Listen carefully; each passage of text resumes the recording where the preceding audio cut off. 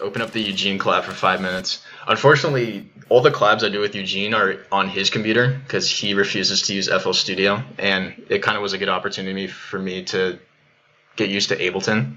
So I think he'll be doing one of these pretty soon, so maybe he can go over that with you guys.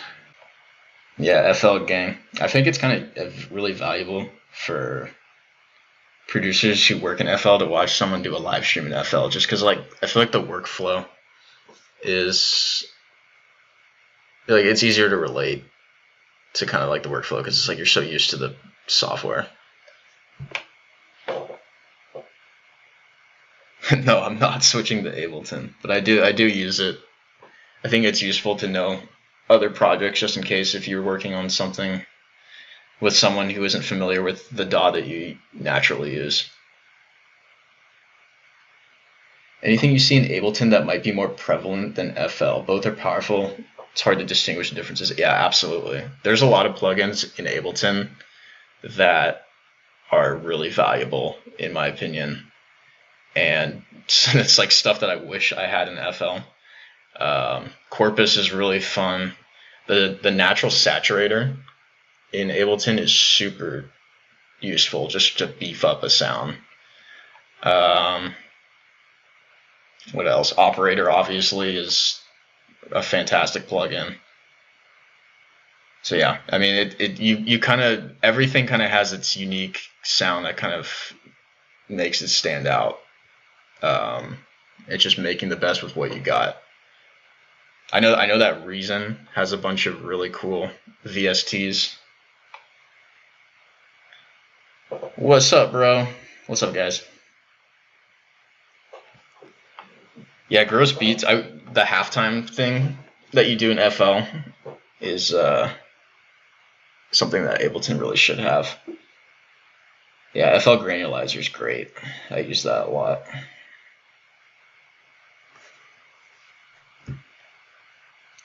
Yep, I use Fruity Granulizer. It's good for like sounds that you get like bored of, and you just want to like, it's just not working out, and you just want to destroy it. And that's when the granulizer comes in handy.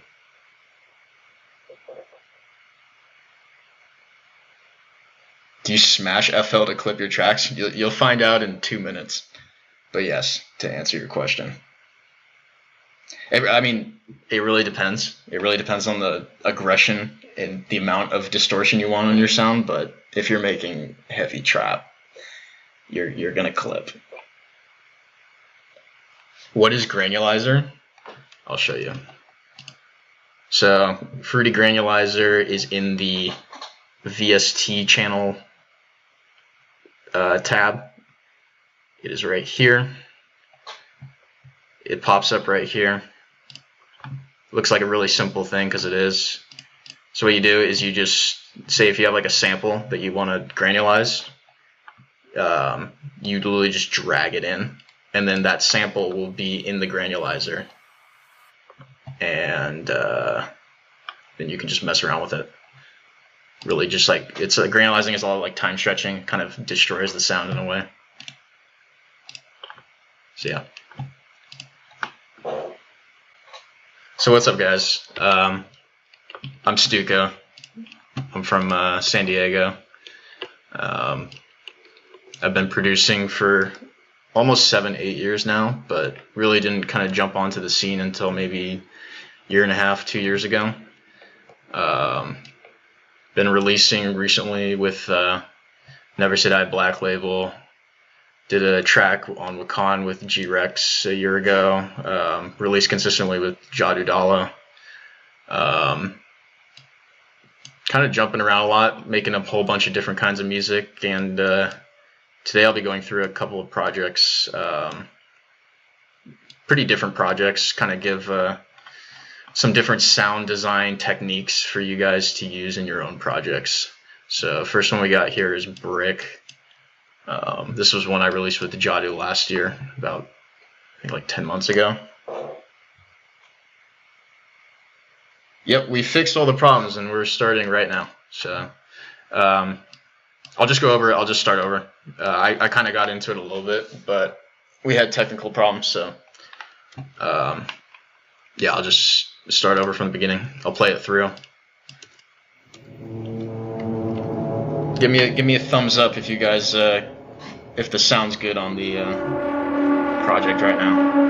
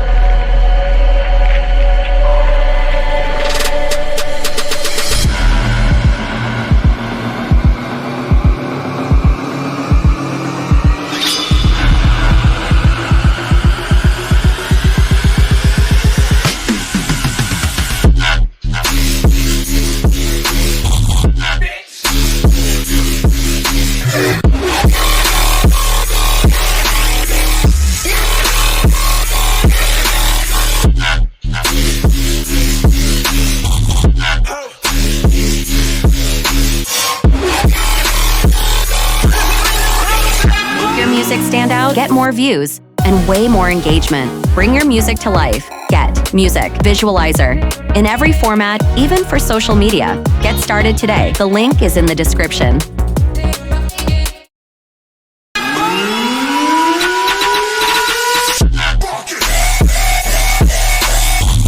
Turn me up.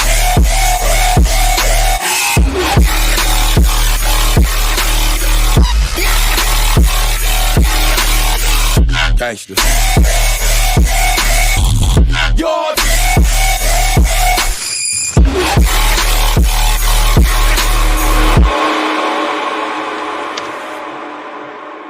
So yeah, there's the first section. As I was saying earlier, when the sound was kind of messed up, one of the things I really kind of take pride in my tracks, and something that I really try to do with every single track I make, is make it a space that you can almost like visually see yourself in. Like I want the sounds and the atmosphere to feel real. And like for this one, for example, I kind of wanted it to be like a really kind of like you're in like a big empty concrete kind of industrious sort of space. So that's why I started with this sound. As I said, when you turn the effects off, really just like really dry, grainy sound.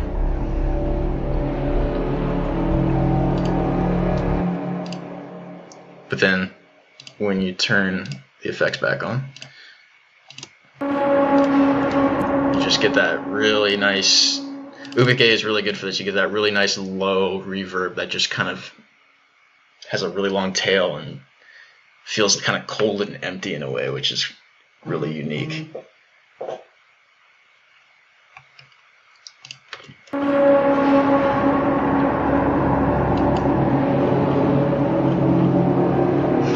So also kind of building up the atmosphere, as you can see right here, there is this. I use this in a lot of tracks, this sample. It's pretty quiet. I don't know if you guys can hear that, but it's just kind of like sounds like rattling metal. That's good to kind of space it out a little bit and make it a little bit wide.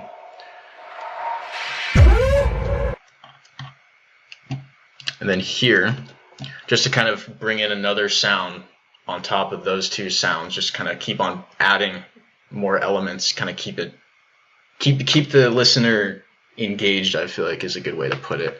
I also have this sound, which is something I recorded a while ago.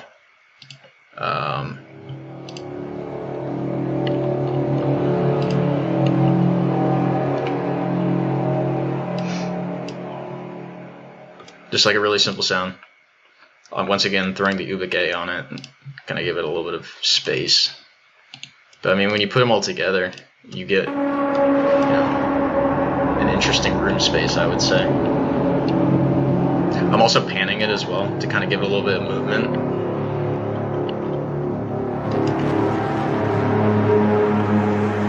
And like it sounds like a kind of like an eerie horn in a way. But to be honest, it's the granulized sound that's really just making it. It sounds way different without the reverb.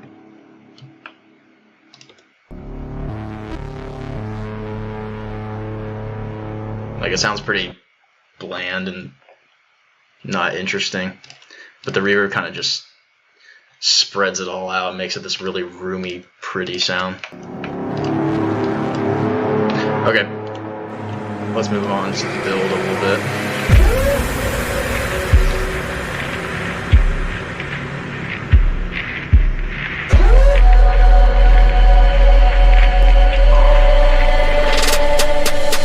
So for this section, this is a big transition period where you're going from like the chill intro, starting to give signs that the track's gonna start building up. So, you know, have my little riser right here, impact right here, same riser except the other way.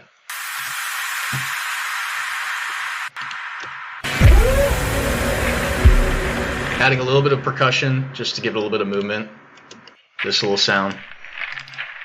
I've used this in a couple of tracks, other tracks as well. And then also a kind of like a little kick as well, just to give a little bit of low end, just to kind of tease it a little bit.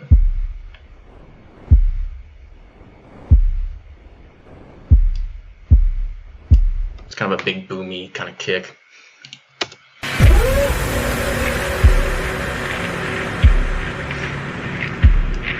And then for this part right here, I really wanted to catch people, not catch people off guard, but kind of really, you know, tease the aggression of the track. So then I put this big sub in right here, sub intro. As you can see, it's just a sub oscillator, noise oscillator. Pretty simple. And then a trash 2. Just one of them though, and then some crazy EQing because I really wanted to bring out that high end. There's kind of a fuzzy high end that came out of it, but you can hear it.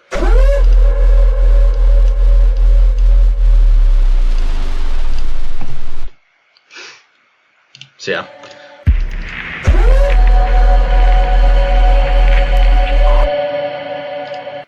And this little sound right here is actually sampled from, as you can see, artist called Mr. Fiji Ouija that I used to listen to back in the day. He still releases some solid stuff as well. But I had this, I don't know why, but it just kind of popped into my head that kind of vocal progression of those notes would go well right here. So I just cut it from the original track and stretched it out a little bit, and then once again threw the Ubik A on top of it.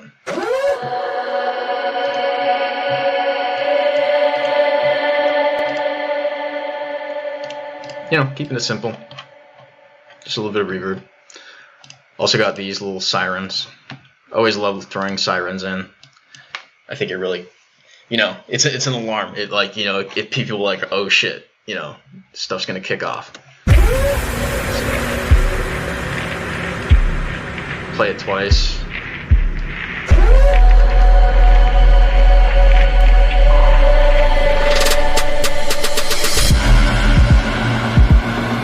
For the build, this is kind of a different build than what I usually do. A lot of times I usually just build with snares and stuff, but this one was really just kind of low pass, kind of out of nowhere sort of drop. So I just have these kicks. Sound kind of like a heartbeat in a way. Right here. But I low pass them in, so hear it get a little bit louder, a little more high end, and then also you'll hear it more when it starts building up right here. There's also a really small percussion that kind of gives it a little more movement as well right here.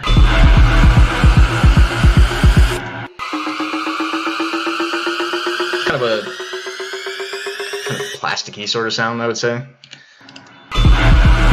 Nothing too aggressive, just to give it a little bit of movement. And then got some risers as well, obviously. I think risers are really important for building up energy.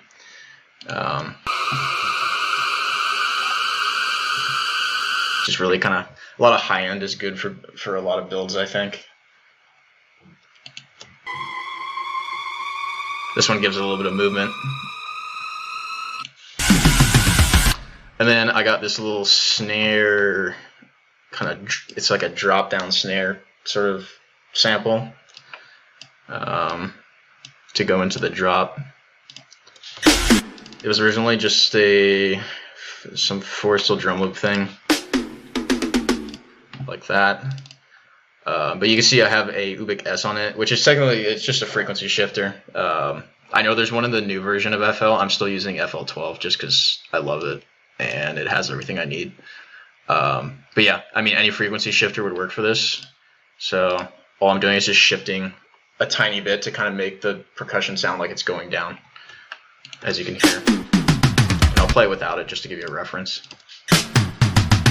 You know, I think the frequency shifter really gives it a lot of tone, which I think is really useful. So there we go. And then build all that energy up, the little snare drop. Also have really important, this is really important right here, if I can find it, right here, this sample, blurred out. I know Eliminate, pretty much every artist does this, and it's really useful for kind of making a clean transition into the drop, because this sound right here is the drop reverb out and then blurred into like a pad. So it's like the same sound as the sound of the drop, just for the build though. So it kind of teases the sound. So you hear it, you almost hear the drop sound a little bit before, and it helps the transition from the build to the drop. So you can hear it get louder and louder. And you can hear it right there. There's the dry one. This sound is actually just from a sample pack. Pitched it down to semitone. It's just a sick sound. Sometimes you find sick samples and you're just like, can't even change them, because if you change them, it's not going to sound as good. So I go into there. We got the big sound on the drop, and then what I did is I reversed it right here to kind of make it sound like it's hitting, and then kind of coming back in. So there's like this empty sort of area, and then right back into it. Gives like a little area of silence. I think is fun.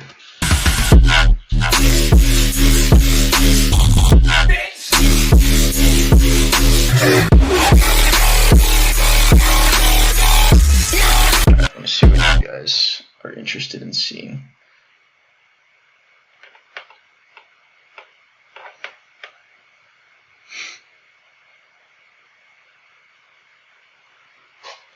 So what are your go-to settings for Trash 2? I'm going to start talking about the lead soon, and the lead uses a few Trash 2 elements, so I will make sure to go over that. Yeah, Mr. Fiji Ouija, I know. Definitely throwback. I throw a lot of like a lot of different sounds from my childhood almost that I throw into my tracks just for like the nostalgia feel. But they're also like they're samples that stuck with me. So, I think they're good samples, and I love just throwing them in pretty much all of my tracks. And, I have, so here a little bit of a tangent, but this folder, ironically called Best Samples Ever, or sarcastically called, is pretty much all of the samples that I have cut over the last 8 years from when I was working on my old computer in FL10. But like you can see there's like the Mr. Fiji Ouija one somewhere right here.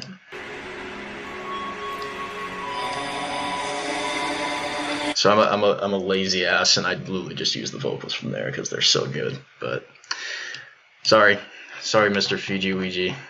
I hope you don't be too mad about that. But yeah. These are just like, I cut a bunch of samples over the air, and I still love to throw these older samples into my tracks because, they're good, and you might as well use them. But yeah, so let's get into the lead a little bit. That's kind of the headliner of this track, I feel like.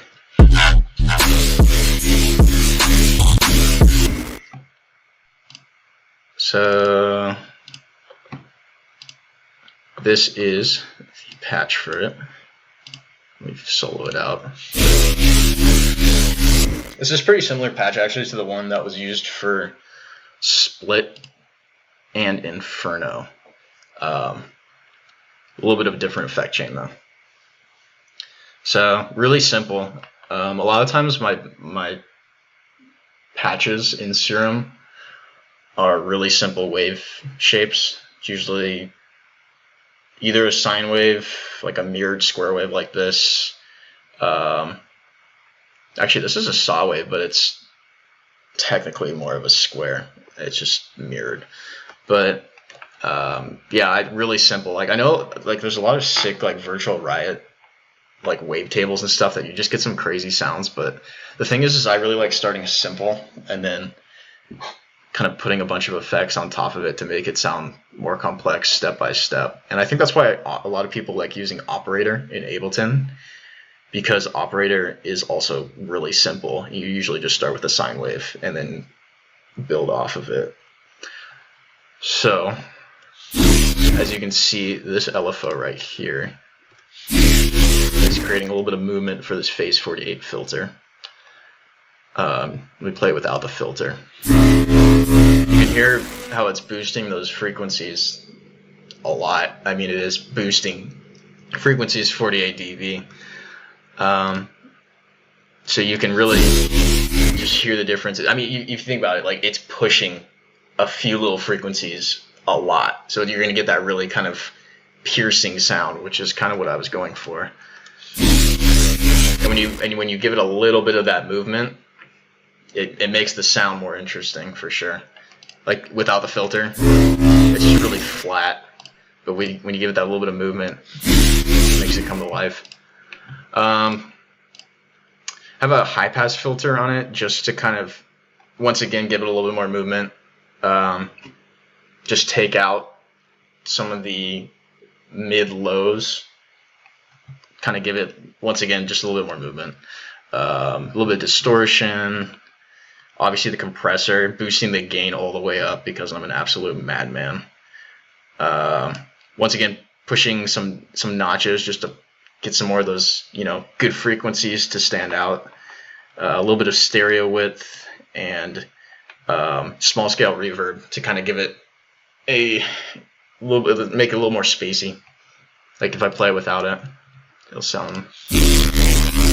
It gives it kind of more voices in a way. So yeah, there's that patch.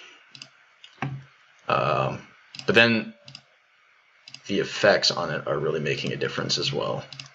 So this is it without it. Because like this is what I had originally, and it was just like, okay, it's got some cool frequencies in it. It's got that kind of whiny bass sound, which is fun, kind of Trampa-esque. But really wanted to make it sound more gritty and crunchy. And what better to make it crunchy than Trash 2? So first one, just some basic distortion, a little bit of convolution as well. I honestly, I'm going to be honest, I searched through the presets on these. For the most of the cases I'm using Trash 2, I'm pretty much just searching through these presets because they're amazing. The way I look at it, it's okay to use presets for sure. Obviously, you want to make the sound unique in yourself, but I think starting with the presets is really useful because, the people who are making the presets know the plugins better than you. Like they know the plugins better than anyone else, so they can kind of get the best effect from it for sure. So, yeah.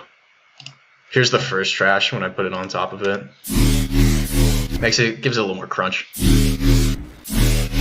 Not really too much though. That's a really subtle one. To be honest, I don't even know if that really had to be there, but whatever. This one just really kind of taking out some of the mid bass. Not really too useful, and then just a little bit of upper mid, some really basic EQ. And then for this one, I believe this is the Trash. You can see that shape right there. That's really distorting it. Drive at 10. So that's pretty much boosted. It's driving it as much as possible. Nothing else really going on in this one. The dry wet's at like 40%, so it's not like super overpowering, but you can hear just how much more crunch that gives it. Listen to that difference. Big difference. And then after that, it's pretty much just EQing. Took out a bad frequency there. Once again, kind of just messing around, taking out more of the mid bass. And then actually boosting some of like the mids, so I actually guess I went backwards a little bit, but that's okay. And then a little bit of imaging just to take out the low bass, or to make the kind of bassy areas a little bit more mono, but not all the way, because I still like a little bit of stereo width. And then an equalizer. What I did here, so this is mid-side EQing. That's when you separate your mid channel and your stereo channels EQs, so you can boost your mids without affecting the side EQs. So this is really useful for like, sometimes when you like upload a song to SoundCloud and like the lead just does not sound the same as when you're listening to it on headphones. It's most likely because you have too many stereo instances and not enough mono. So I think I had the same issue here. So what I did is I just boosted the mids a little bit so they would stand out more in the mono. But yeah, that's the lead right there. And then to give it the kind of movement, the volume movement, really simple, just automating the volume right here. So there's the lead for you. I also have a sub filter. I'm not sure I'm using it though, or a sub oscillator. But to be honest, I think I was just using, yeah. I must have had this in there initially and then never used it. Oh, you know what? Actually, I think I did use it. It's for the second part, second lead. So I'll get into that. I gotta move a little bit quickly because we got another project to look at as well. But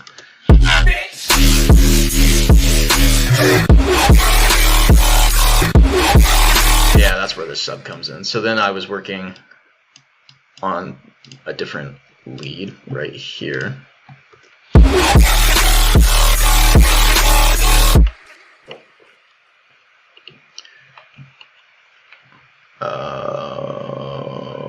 I think it's this one. Yep, there's this one. Once again, using the Phase 48, it's actually a similar patch. The wavetable is a little bit different. It's using this Inception one. To be honest, I don't really use this one a whole lot, but it's still using the Phase 48 filter to hear that kind of wow, wow, wow sort of effect, but the resonance is really low. I don't really want it. So yeah, same thing with the high pass, a little bit of tube distortion. So yeah, moving along.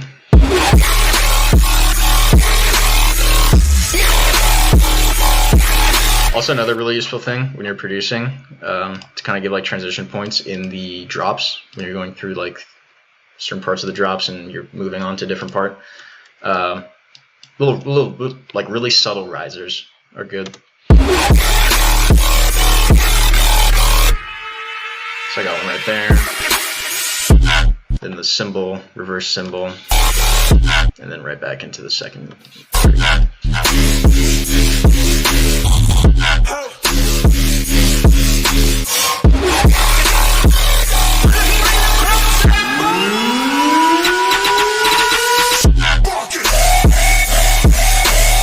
And then we got this more crazy sound for the second part. Really, I haven't looked at this project in a little while, but I could pretty much guarantee you that the Phase 48 filter is going to be pretty steep notches. So let's take a look. Yeah, resonance about like 90%. Once again, this is similar to the first sound. The Phase 48 filter is a little bit more pitchy. The cutoff is hitting some different frequencies. So if you move the cutoff around, you'll get some different sounds. The same thing though, little high pass distortion, big compression, same patch pretty much, just cutoff is a little bit different. Yeah, I'll dive into my kick processing in a second. Honestly, I'm not a huge fan of the way I did my kick processing on this track, but it is a fat kick. It's not really the style of kick I go for these days, but it really isn't a whole lot. You can just see it's clipping like crazy, which is technically all you really need to do when it comes to kicks. I love how someone wanted to see kick processing. I'm like, well, here's my kick boosted like 10 dB with an EQ on it that isn't even doing anything. There you go. So yeah, clip your kicks. That's how they sound fat. That's all you need to do. This sound, also just like a stock sound from a sample pack, just really gritty. I don't think I put any effects on it. Yeah, I just imaged it a little bit, but. Turn me up.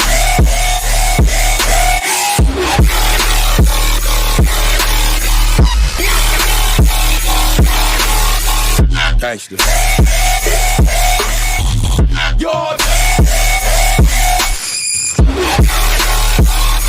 Yeah, to answer once again, how do you get your kick to smack hard? Just boost it 20 dB. That's the fun thing to do with kicks, is just go into FL, just find any kick, and then go to this setting right here, and just do that, and then work from there. Really, really professional stuff. But yeah, so that's pretty much the drop. And then what I have it do right at the end there is I have another Ubic A, the reverb, to kind of take it out a couple bars early. Right back into the sort of build. Same thing as the first drop.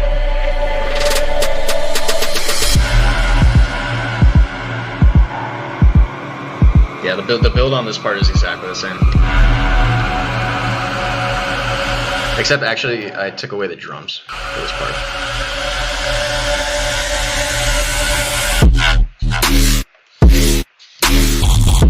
And if you've listened to my music, you definitely know I like to play with silence, so that's why I put these little cuts. Just to give a little variation on the second drop.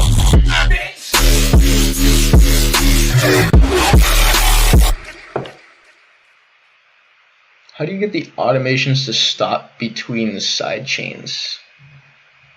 I'm not exactly sure what you mean by that, but I think you mean like, oh, I think it's I think you're thinking I'm automating the side chains, but I don't always do it this way, but for this project I did, I'm just linking everything to a sidechain track and then using the limiter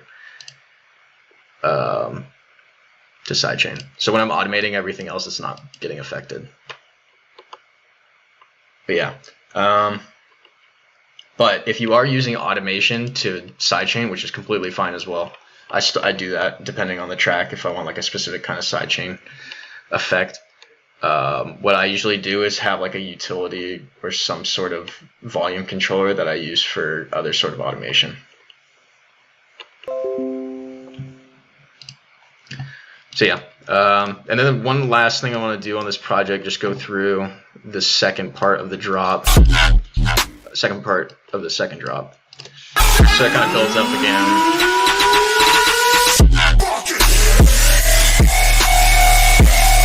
What I did here is these are controlling the LFO of the lead.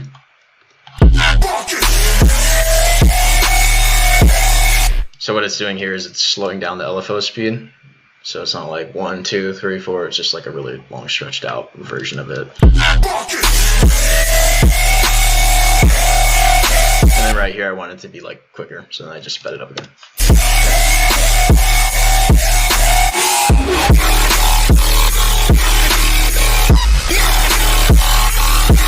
Yeah, someone just said fruity balance. That's, yeah, just use that if you're sidechaining. If you're automating your sidechains, just use fruity balance if you want to control the volume in a different way.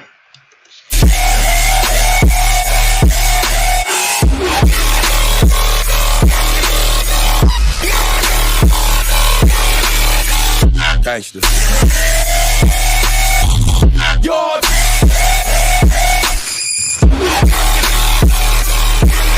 Also, another thing, offbeat vocal samples are really useful. They're kind of for flow. For this one, I have just kind of this in the background.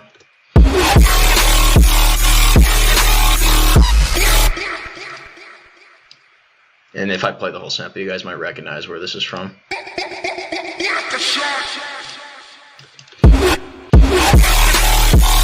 I just use the first part of it. And then that's pretty much it.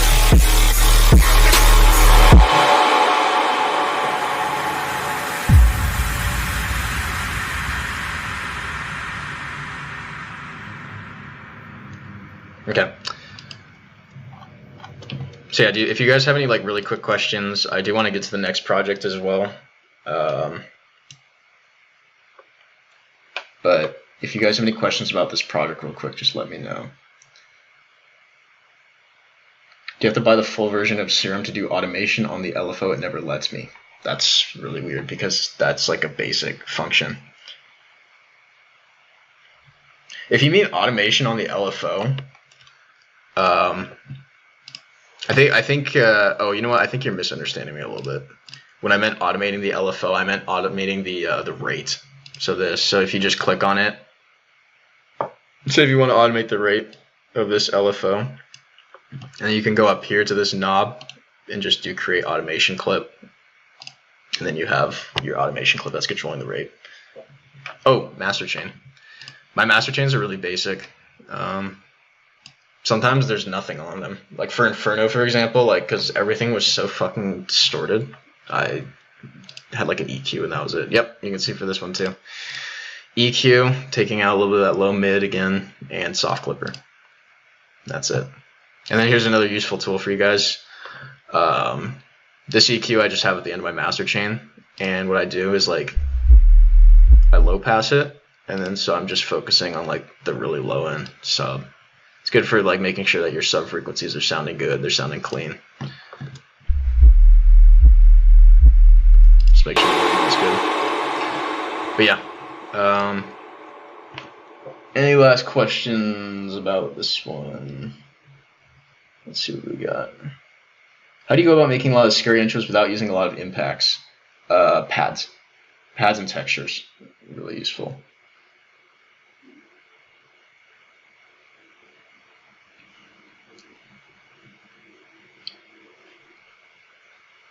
How do you smash this song without killing the punch of the kick? Sidechaining. That's it's really finding that rough balance. That just comes with time. That just comes with experience. Getting kind of training your ears to get that right sort of punch from the kick and then have it loud enough. Don't be afraid to take your master volume down as well if it's crushing it too much. Okay, let's move on to project number 2. So the other one I'm going to be going through is a little bit different. I wanted to do like 2 different tracks. I wanted to do another, like a little bit more melodic, but also some like cool trash 2 effects and stuff like that. Let's see, where is it? Right here. So this is the Getter All Is Lost remix that I did last year. Probably if you listen to Ekali Awakening Radio, he put this on there. I think a couple of times. He's been playing it out. Yeah, gotten a lot of support from him, which is cool. Do you have a preferred sidechaining tool? Yeah, it's the it's not a tool. It's just I use Fruity Limiter in FL, and there's an option to go from limiter to compressor, and then you can route all of your sounds that you want to be sidechained into that mixer track, and then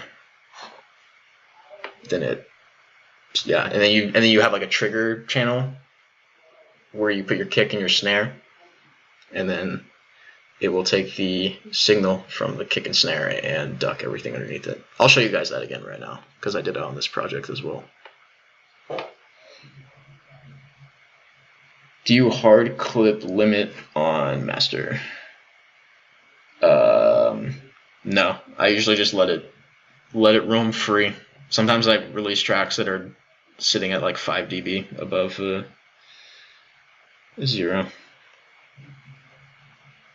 So you're not really tripping on clipping the track. Yeah, I mean, that's honestly one of the things that was really hard for me to get over was, like, it felt kind of wrong at first to be, like, clipping. Like, I hate how people teach, like, on YouTube tutorials, like, oh, clipping is bad. Like, clipping is what makes your stuff sound loud. Like, you want to be clipping.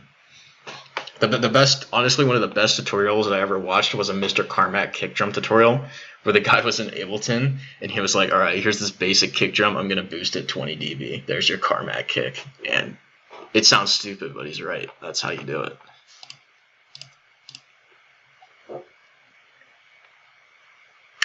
Okay, so here's the other project. I'll work on this one for a little while. Kind of go through it. Same thing. If you guys have questions on certain parts, let me know. I'll just play it through real quick. First drop.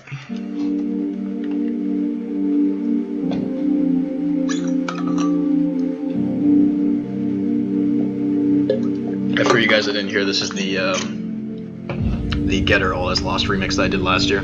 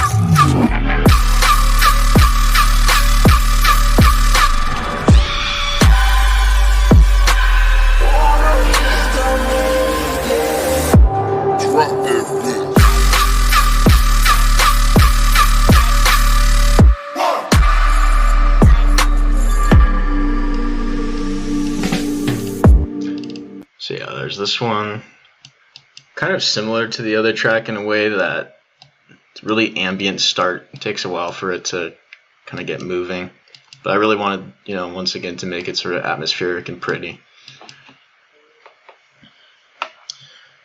So yeah, I'll just start with the kind of basic idea for how I was putting the track together. I didn't have stems for this. This wasn't an official remix, so I just started with. Here's the original that I just had dragged in, started messing around with it. Started out with these pads. I think this is on this sphere, yeah. Just a really kind of, it's a pretty chill track, and to be honest, I've been making a lot of stuff like this as of lately as well. Some more chill stuff, but yeah, there you go, flotation device. To be honest, I'm not really good at using Omnisphere, but the sounds are amazing, so. Just like a really airy pad to start it out. I don't think there's anything else at this point. Yep, that's all his plan. And then slowly bring in the original right here. This was a very remixable track though, because like the intro and stuff of the original was just vocals. Make your music stand out, get more views, and way more engagement. Bring your music to life. Get Music Visualizer. In every format, even for social media. Get started today. The link is in the description. So now it's just my pad right here. And the Getter. Yeah, All Is Lost, just playing.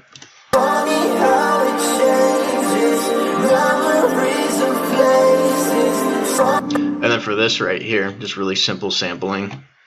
If I just take one of these, I just thought it's just something that popped into my head, maybe as an idea, and it actually turned out to be kind of cool. But It's just the continuation of that. And I just felt like cutting it up right there, give it a little variation. And then, what the hell is this? Oh, that's kind of, I actually remember what I did with this. This is actually the Foley from the original track, and what I did is I just high-passed it and put it behind the little cuts. Give it a little space. You can hear it. Sounds a little bit empty like that, but yeah, bring the Foley in and you can just hear it. Really kind of little metallic, glassy sort of sounds. And then this little thing is a little, actually it's Nexus. Yeah, I still use Nexus every once in a while. It's a little Nexus patch. Can't show you anything in Nexus because they're literally just like sound presets. But yeah, just like really kind of arpeggiator kind of thing that I just mapped out. And then just control the panning to kind of give it movement from left ear to right ear and back. And then continuing on.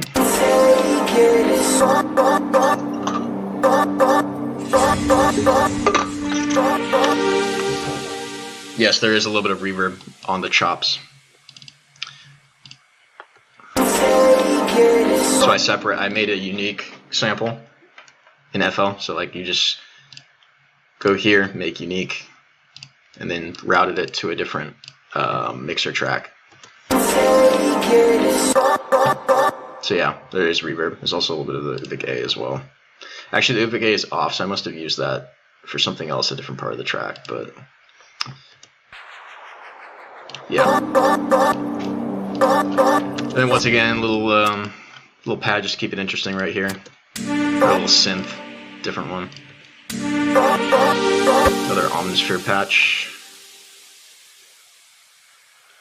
Vibra-Lush. And then kind of similar to Brick, really subtle percussion. Got this kind of wide metallic loop. Once again, that dirty shaker, similar to the one in Brick. A little wooden sound. Then we got this resonant bass right here. It's a res bass, I don't know what the hell to call them. But this is just kind of, you know, once again, a little movement, a little bit of low end, kind of get ready for the drop.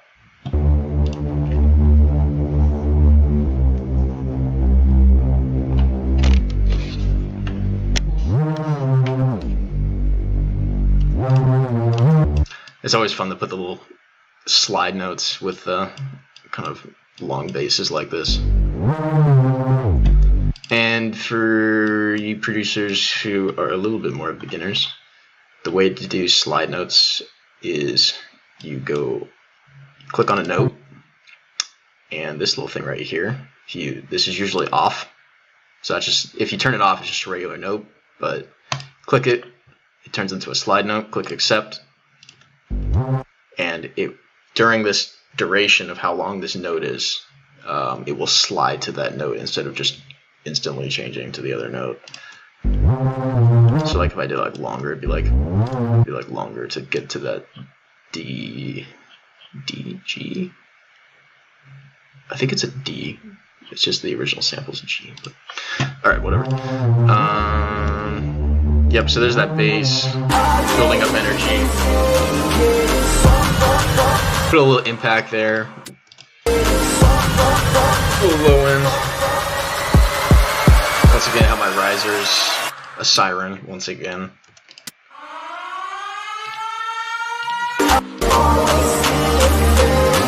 Really subtle though. You don't want it to be like too over the top and just like, oh shit, it's a fucking siren, but a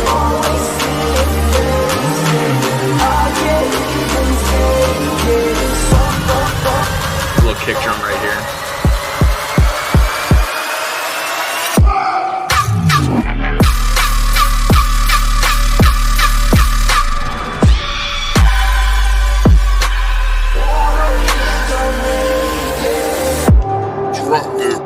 So let's get into the drop a little bit. So let's do this is the patch for the high-end sound. This is honestly really basic. If you've ever watched like a quick stream before or anything like that, he does something fairly similar to this. It's reverb filter. But yeah, I'll just go through it though.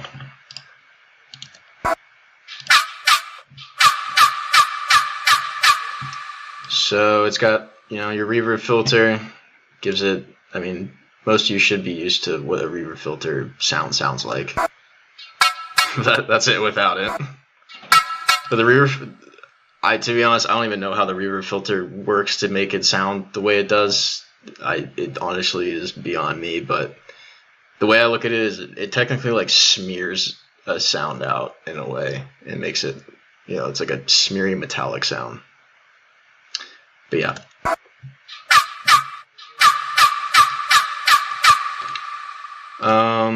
The effects are pretty basic other than the reverb filter, just like a little bit more reverb, basic compression, really minimal distortion. To be honest, I don't even remember putting that in there. That's kind of weird, but it's FMing. Once again, really simple waves, saw wave, sine wave. A little bit of a comb filter to give it a little bit of movement, a little bit of character. Yeah, but the effect chain right here makes it sound a little bit different. So I'll turn off all the effects and show you guys what it sounds like. I like that, makes a big difference. Yeah, wow.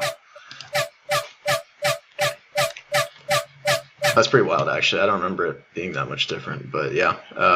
So let's go through the effects then, one by one.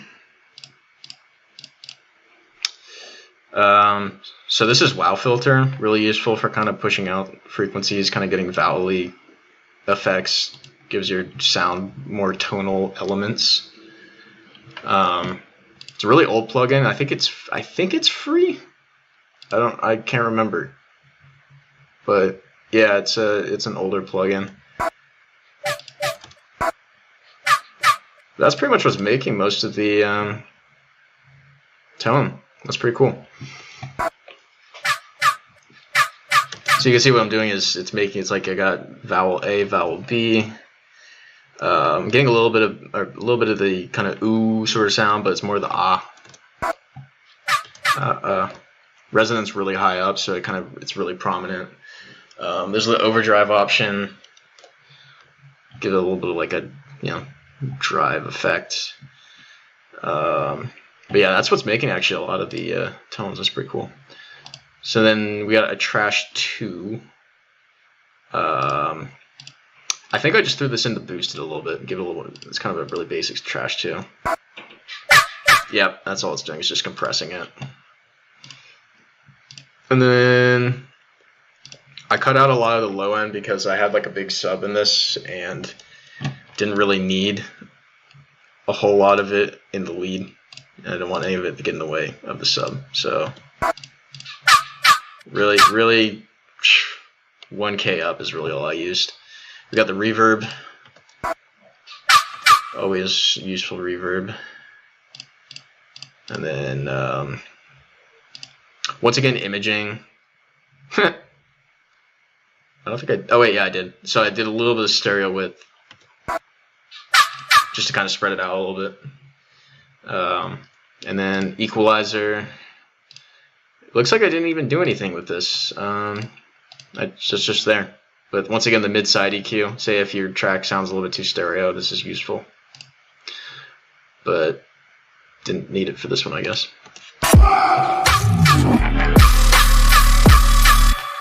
Got a nice little ride. Good little percussion. Keep the movement of the beat going. Really kind of white noisy. Makes you really like that. That's cool.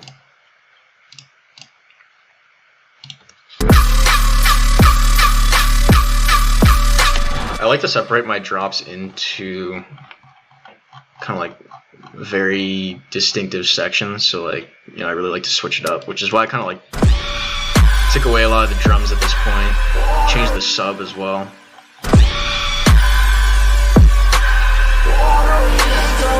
Brought in the vocal again, kind of rise it back up into the second part of the drop. Also brought in the pad as well, kind of.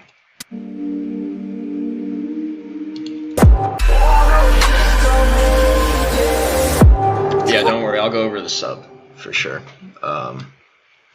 Let me just get through the other stuff real quick. Once again, throwing a lot of reverb on stuff to make them sound really wide and ambient.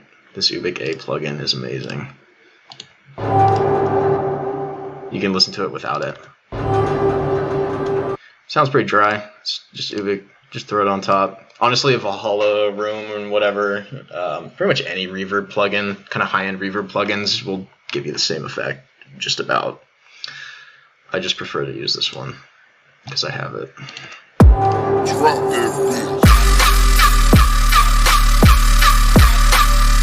Once again, got a little offbeat vocal. Obviously used in a bunch of other tracks.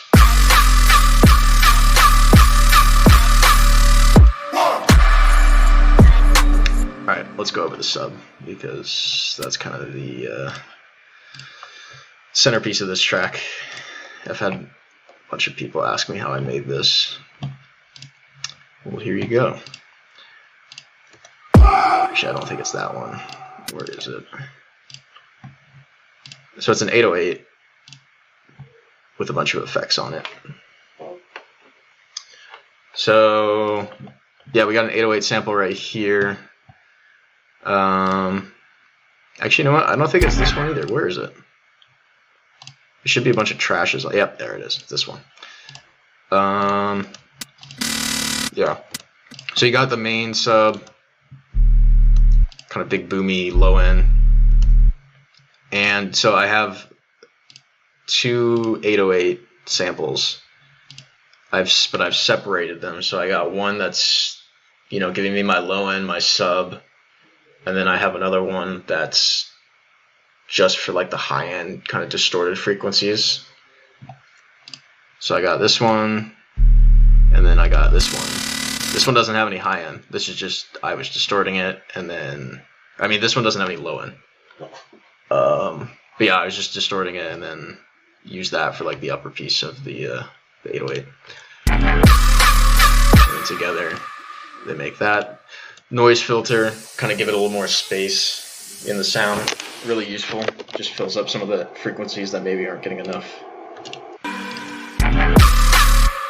But let's go through how I got these frequencies. So I don't know, my approach to trash too and using it is, it really varies. It's a lot of experimentation. It isn't like I have some set process that I go through. But got like a little bit of an unusual shape for the distortion. Not too much drive. So that's it, just, you know, without the other trash. And then this one, kind of just boosting it a little bit, kind of a little bit of like a saturation wave kind of, and then using a lot of convolution on this one. The convolver on Trash 2 is really fun to use. You can throw it on a bunch of stuff too. It's fun to throw on like percussion as well. But it just gives it kind of a body and tone, which is really useful. It gives sounds that are dead a lot of character. So I went from that to that. Big difference. An imager that isn't doing anything. Actually, wait, yeah, it is. It's offset a little bit, so it's, you know, widening it. And then EQ. Once again, what I was saying before, using mid side. So I wanted to boost the mids a little, or the mid range. No, the monos. I wanted to boost the mono levels high end a little bit, and then bring down the stereos high end.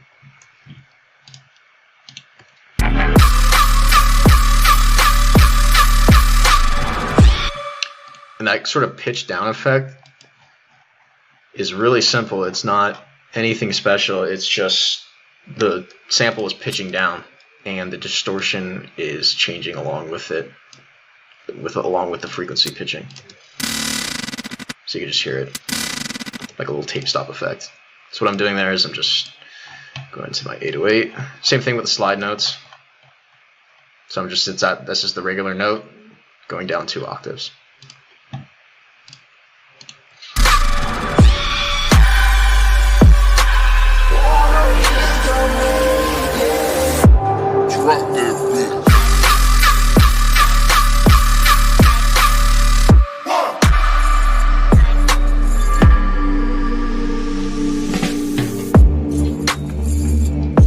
So I got this little middle section. I bring back the reso bass. This is actually a different one though.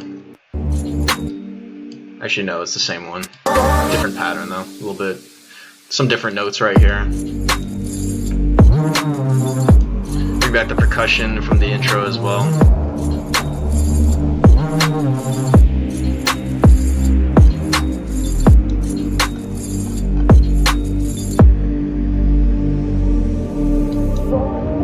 And then for the second part, just kind of change it up a little bit, brought a low pass filter into the original.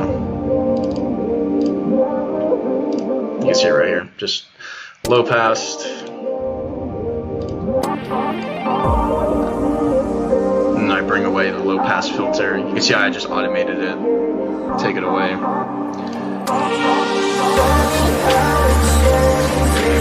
Same thing as the first drop down.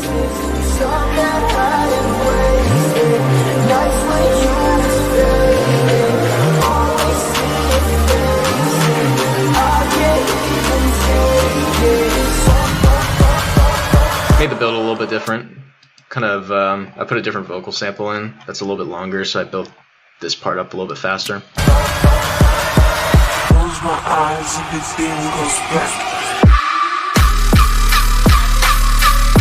Threw a little cheeky kick snare in, so where the kick and the snare are on the same beat.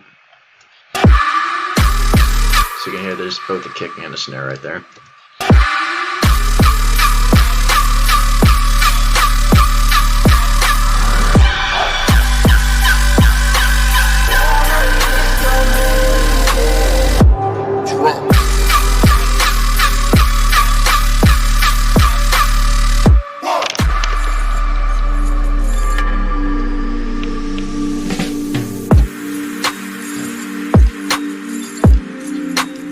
Just a little outro. Once again, using the same elements from the rest of the track, kind of keep it kind of unified. But yeah, if you guys have any quick questions about this one, let me know.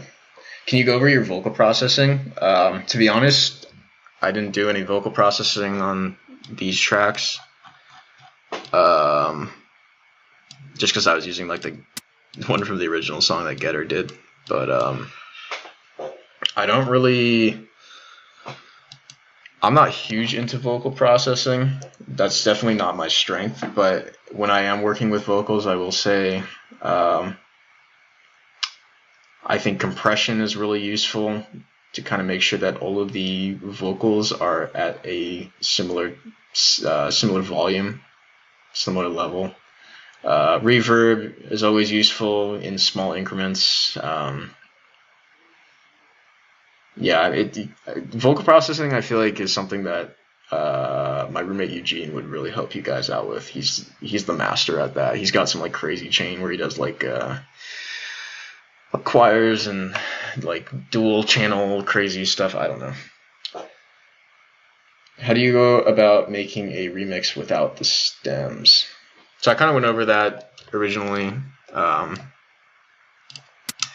This was a really good song to remix because the intro and most of the parts other than the drop didn't have drums, so I could kind of put stuff around it because it was pretty empty. Because this is just the original. And then sort of just cut it up and, you know, messed around with it. I really just used for the original, I just used the first 30 seconds or so. Is your snare and kick on the same level volume-wise? Usually, yeah, you want them to be pretty similar. So whatever your ears think are right, that's kind of the best way I can tell you to do it. All right. Anything else on this project in particular you guys want me to go over? Because these last 30 minutes or so, I'll just be like answering questions. I can like bring up some examples in FL, just to like maybe give you guys some ideas. Oh, anything on the master on this one? Let's see. Nope. Even less than the other one. Just a little bit of EQ. This track isn't clipping as much as Brick, because it's a less aggressive track, so you don't really want that much distortion. Let's see. Let's see if it's clipping. Yeah, it's still clipping a little bit. The lead is definitely over 0, but for the most part, it's actually a pretty subdued track. But yeah, just EQ. Take out a little bit of the high end. The high end was the very high end, and then take out a little bit of the really low stuff. You usually don't want really a whole lot of low stuff. Oh, hey, Alex. Can you maybe go through how you manipulate audio through granular synthesis or whatnot for the remaining 30 minutes? Yeah, I can go through that. I will say, though, that there isn't a very... I don't have a very streamlined way of doing that because it is pretty random. It's honestly, the granulizer is kind of like a lottery. You just kind of got to get lucky. So let me just close out of this and then just mess around with some stuff in FL. Could be fun. So granulizer. So what you do is, if you just want to use it, bring it out right here, and then just find like a sample that is cool. Let's find like a cool bass.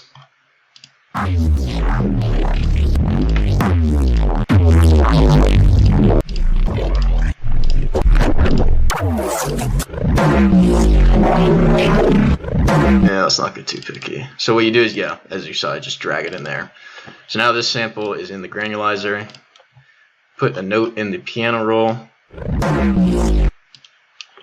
And then start messing around with it. I honestly don't really know any better way to say it. I, to be honest, don't really know what these things do. It's stretching out the sound, and kind of changing the timing of it a lot. But the actual functioning of it, to be honest, I don't know. But you can mess around with the knobs and just change the sound.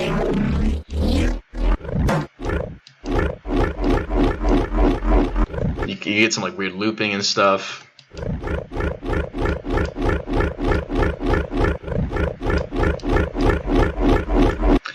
This transient knob, I'm pretty sure, is for like is if you want the transients in the sample to be more punchy or more prominent. To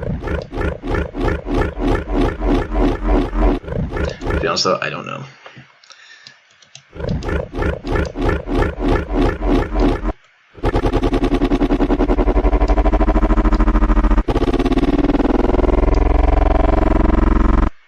Yeah, that's pretty cool though.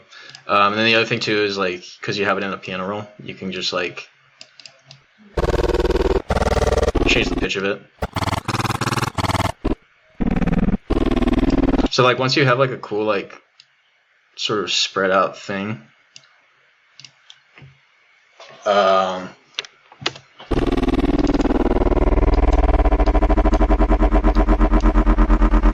what I like to do a lot of times is bring up an Edison, record, press play,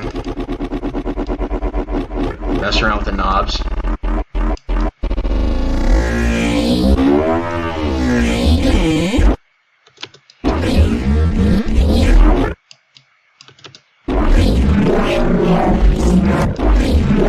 Cool. So now we just recorded a whole bunch of random stuff.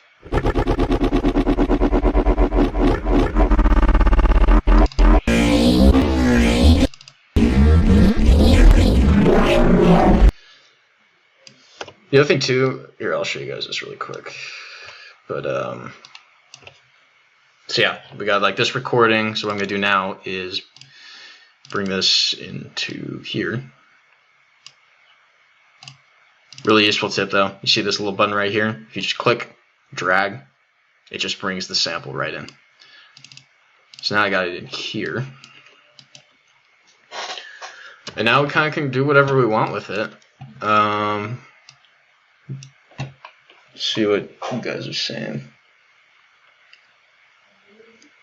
Use as a snare roll. Yeah, I mean that's the thing is like you could use it for kind of anything. Can be developed into a riser. That's the thing. Is like it's whatever you're feeling, whatever you feel is right. You could turn this into anything. Hell, you could turn this into a pad. You want to see this turn into a pad real quick? Watch this. Ubike, big venue, all the way up. Not like a pad, but like an ambient sort of thing. Get kind of the low mids. And you could cut it up and then make it into cool little things. But yeah, you can take this any direction. But let's see, like one of the things I like to do a lot of the times is sort of cut it up into little pieces that I like, and then make it into something rhythmic. So let's pick out some parts that we like.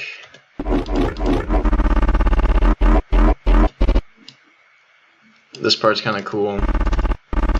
That could be something.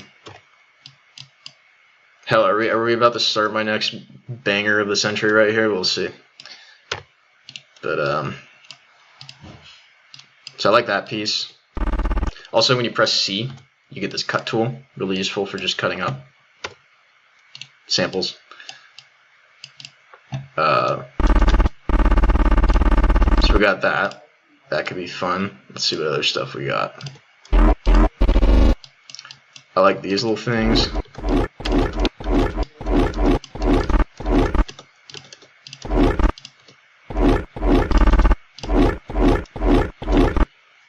This is usually how I start tracks, is I'm kind of just brainstorming.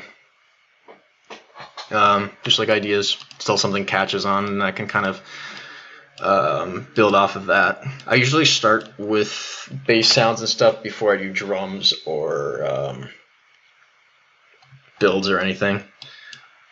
Sometimes that's not true. Sometimes I do start with like builds or something if I'm just like, you know, messing around with chords or something. But for the most part, I like to kind of mess around with leads, find like something that has some interesting groove or flow, and then build drums and everything else around it.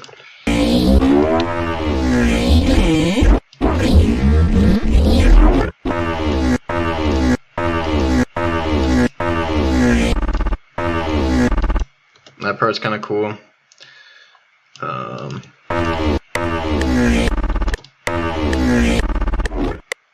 I don't know what I'm doing right now, but we'll see. It's all experimentation.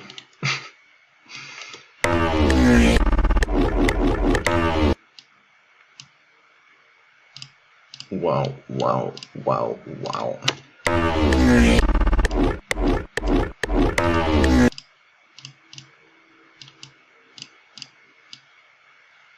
I feel like a lot of times, like, beginning producers kind of get stuck because they don't know what to do next. They kind of get stumped, and it's like they have a sound that doesn't sound very good, and they're like, "Oh, sound sucks. Like, you know, just gonna move on to something else." But I feel like when you start to get more, more comfortable with, a lot of the software and the effects and stuff, and you get more used to it, like you know how to use them. You kind of start to be able to make stuff sound way better, even if the original sample was pretty trash. as this one is. Any other distortions you would just suggest? Fruity Fast Distortion is really good. That's just the stock one in FL. It's good for like throwing on subs and stuff. How do you know everything stays in key? Go off your ear. Yep. I actually don't know, like, what's it called? God, I'm blanking right now. What's it called? I don't know, like, notes. But I know, like, I can hear them in my head and know if they're in key. But I don't know, like, the actual, like, ABC. Like, I don't know those off the top of my head. So I do everything by ear. And to be honest, I don't really have a whole lot of interest in learning, like, every note and stuff like that. But, yeah, it's just, I think it's kind of unique that I'm just going straight off of my ears. And I think in some ways that's the best way to do it. Yep, music theory, that's what I meant. Thank you. Any other VSTs you use besides trash?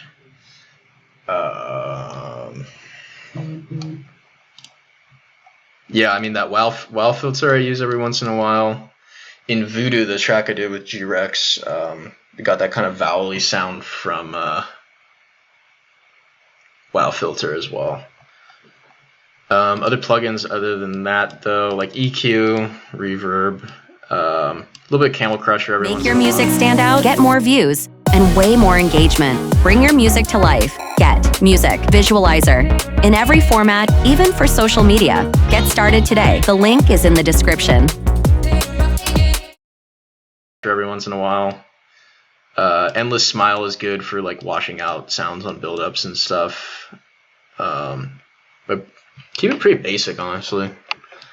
Kind of just sample selection and just going with what sounds good.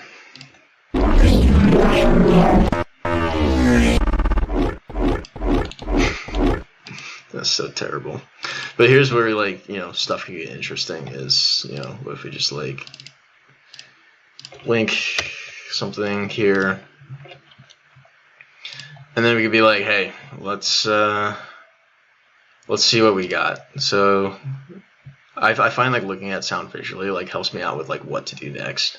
So you can see like the low end is really messy. Usually in the sub range you want like a singular note. So what we can do is do something like this, where we can actually low pass it. We can worry about the lead later. But what if, here's a little idea.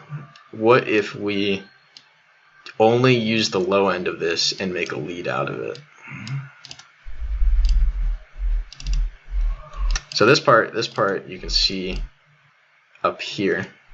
You know, it's just that's a solid notch. That's a solid notch. Let's actually use a little bit more of the. That's kind of cool. There's a frequency in there that you can hear. I'll point it out. Ooh, it's like a little, like an O vowel-y sort of sound. Right there. That's cool. So what I'm doing right now is kind of similar to what the Phase 48 filter does, where I'm making these really skinny notches, but I'm boosting them like crazy. Because I want them to stand out, and I want to push them to the point where like you can really hear them. So that's kind of fun. Interesting sort of mid-range bass sound. And then hell, throw a trash on it. That's the way to go sometimes. Usually browse through presets, but you know, let's try making one. Let's just let's see what happens.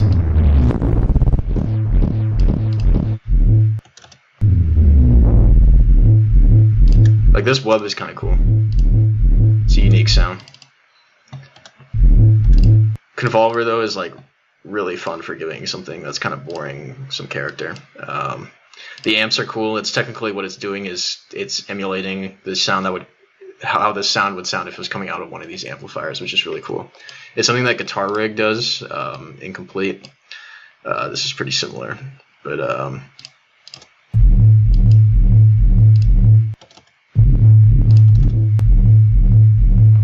that's an interesting sound. So then, like, you know, it's like, oh, okay, cool. I got some like new frequencies. Let's EQ it again. Let's you know, we got new frequencies. Let's see if we can point out some other ones that might sound cool. Maybe this one. Ignore the fact that it's clipping like crazy.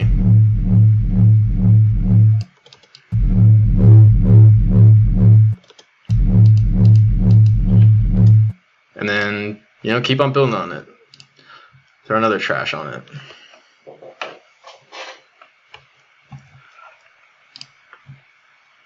Let's try preset. Honestly, the presets, like, don't be afraid to use them. If it sounds good, it sounds good. I don't know.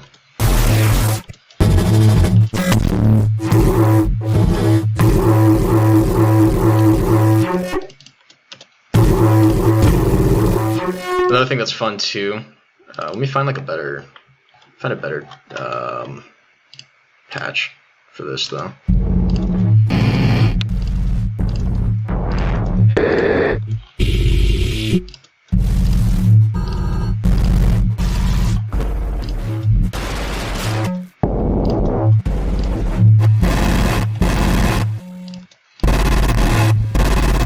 That's kind of cool.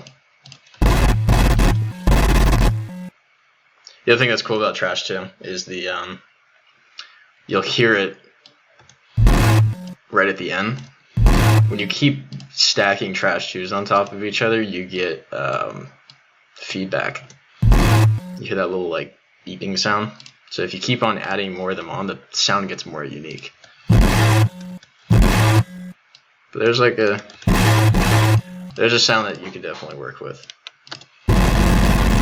And then the other thing too is like, okay, we have this kind of weird, really distorted patch. What if we went back to the original thing that we recorded and then made something different out of it? What do the other parts sound like now? You know, so it's all experimenting. It's not like I have like an idea in my head and I'm like, oh, okay, I'm gonna make it. It's more just like, okay, I have these tools. I don't know what the hell is gonna come out of it, but we'll see, and pick out the parts that you think are best.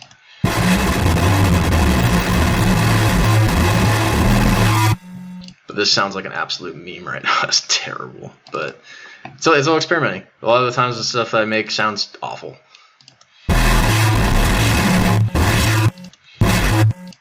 But these patches are terrible. A lot of time though, when distorting, like throwing a lot of distortion, you want to take out the high end because the high end gets really messy. So that's why I low passed it, but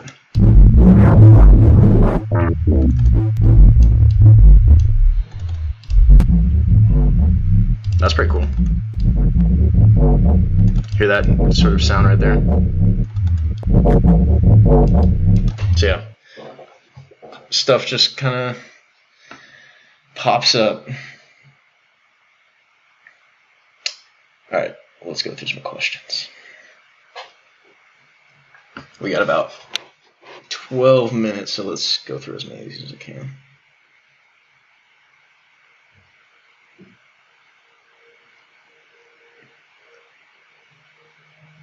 How do you create sounds like the metallic synth shot fills in the first Inferno drop? Are they just trash tube process samples? Those were actually, if you're talking about the fills, not the sustained sounds, those are actually sounds that from like a sound pack that I think I did put trash tube on top of to make them sound a little bit different. How'd you go about getting an EP signed on Never Say Die Black label? It was kind of a long process. There was one of the AR people at Never Say Die, Veronica, just randomly just started shouting out my music on her Instagram story, and she probably made the boys at Never Say Die aware of my stuff, and then my manager was at a show in San Francisco with G-Rex, and started talking to Thomas Flanders, who's one of the main guys there.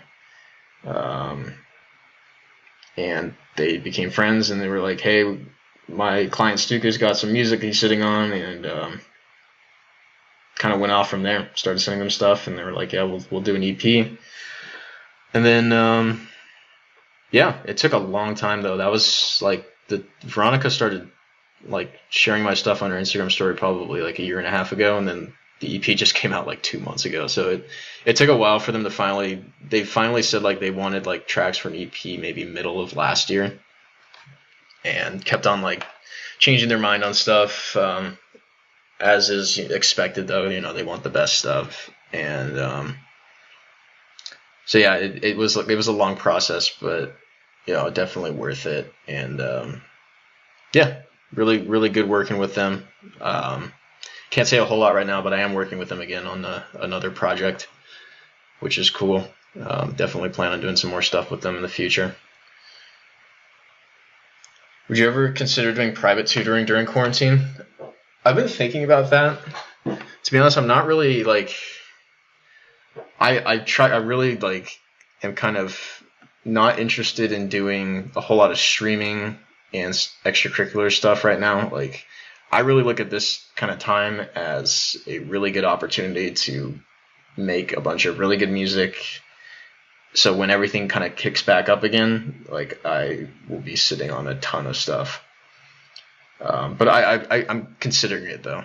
I think what would be more useful for you guys if I were to do like private tutoring is where you guys work on a project and I kind of give you ciders and kind of guide you a little bit and give you some ideas. But I wouldn't I'm not a huge fan of the whole like going into the project and like deconstructing it, because I feel like it gets a little bit repetitive after a while.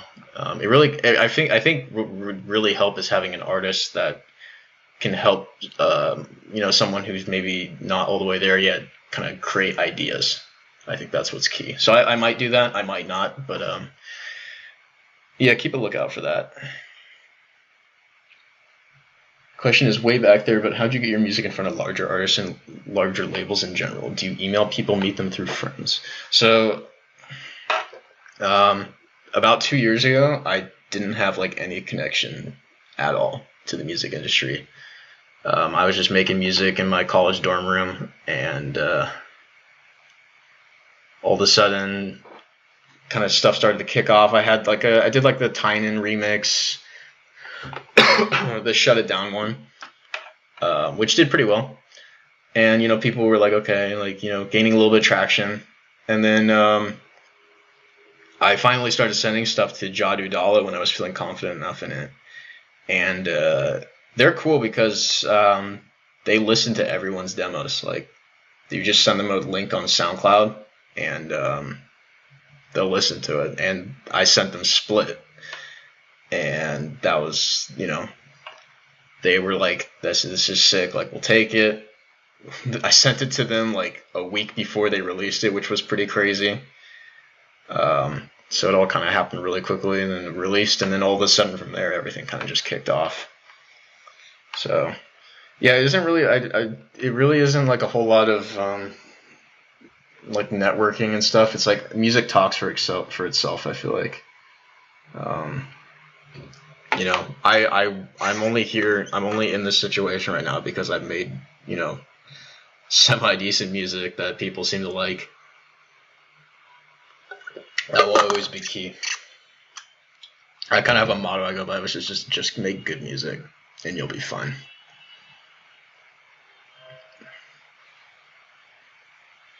Your Lost Land set was wild. Thank you, man. Setting up a Couchland set right now. That should be fun.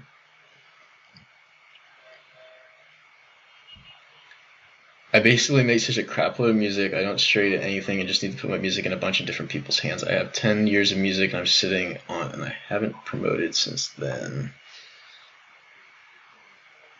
Yeah, I mean, if you got like friends and stuff, just share it. And then honestly, self-releasing is useful. Yeah. It is a slow process, though. I mean, I've been producing for almost 10 years as well. So, um, yeah, just work hard. I was more of a hobby when I was in like high school and college until my junior year when I dropped out of economics because I just hated it.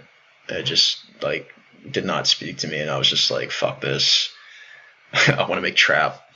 And then at that point, it was like I was like treating it like a job. Like I was every day just producing nonstop. So it's a lot of work ethic as well. I feel like definitely you can definitely get there faster than 7 to 8 years to finally get traction for sure. As long as you just put your head down and make tracks. What are your thoughts on social media marketing and branding? It's a weird. I'm kind of mixed on it. Like I don't like to be obsessed with it, but it just kind of sucks that like promoters, they are trying to sell tickets, but it's just like they'll look at people's followings and just be like, all right, if they're not enough, we're not going to sell enough tickets or something like that. There's enough hype, which social media is kind of based off of it. You can somewhat gauge if people's hype is like connected to their following, but it's kind of on and off. But I just try not to stay too focused on it. Honestly, your social media stuff will blow up if you're making good music. That's the way I look at it. But it is, I do like Twitter is funny as hell. Like, I don't know if you guys saw, but I posted that cheeky little thing where I was like, I'm sitting on 350,000 tracks right now. Y'all are fucking too slow. And it got like 1.2 likes or something, 1.2 thousand likes in the last day, which is pretty funny. So I mean, like it's kind of funny to like get like big numbers off of like funny stuff like that, and like a little bit of comedy, but definitely not focusing all of my time on making Twitter banter. All right, we got 3 minutes, guys. Shoot some quick fire questions. What advice would you give to producers just starting out? Any tips? As much as I hate to say it, read the manual for FL Studio or Ableton or whatever the hell you're using, as tedious as it might be, as I hate reading myself. But they are actually really simple, and they just like they tell you everything that the each thing does. Best effects kits for atmospheric samples. Look for like orchestral and theatrical stuff. Because I like kind of the movie stuff. So the stuff that isn't like just bass for EDM. Definitely like movie stuff that's for movies and stuff. Favorite plugin? I hate to say it, but Trash too. It's just I feel like I've gotten the craziest sounds from that. My track Shift that I did with Black Label, the first one I did with them for the Trampa XL. That was the lead was originally a sine wave, and it had like a bunch of layers on Trash on it, and it just became like the loudest thing ever. Inspirations outside of EDM. I would still call it EDM, but garage music was big for me. I like a lot of jazz. I like a lot of like really like ambient music. Packs and Splicer sites. I actually just, what's a really good place to find packs is Reddit drum kits. They're just free kits that people post on there, and a lot of them are really good.